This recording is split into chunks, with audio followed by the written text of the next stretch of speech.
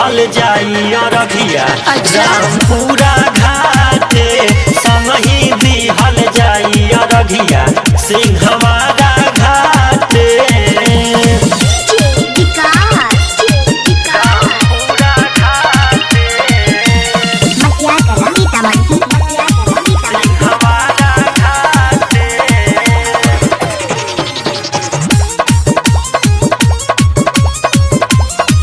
जनी हमारा के धनिया कुत्तावा ठीक ठाक से तू दौरा सजावा जरूरत नहीं खे देख दिया ना दियरी तू पहले जगावा। ए धनी जनी हमारा के धनिया कुत्तावा ठीक ठाक से तू दौरा सजावा जरूरत नहीं खे देख दिया ना दियरी तू पहले जगावा।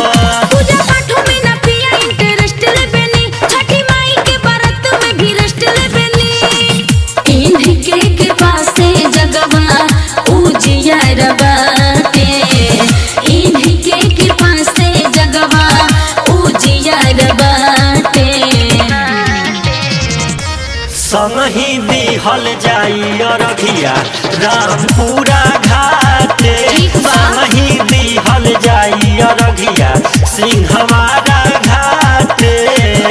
अरे पियरिया पेन ना ले रहो रामपुरा घाटे सिंहवाड़ा घाटे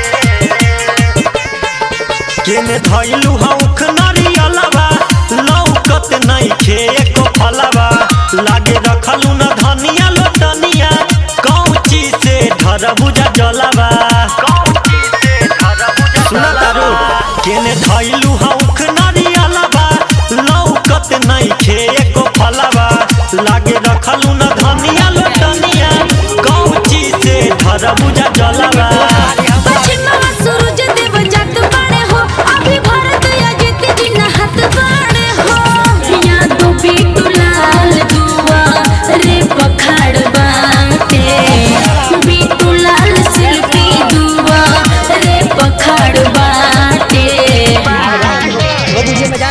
संगही दिहल जाई अरघिया रामपुरा घाटे संगही दिहल जाई अरघिया सिंहवाड़ा घाटे। अरे जानत नहीं ये बेरी संग ही चलल जाई तो हमनियों के साली स्टार बन जाई।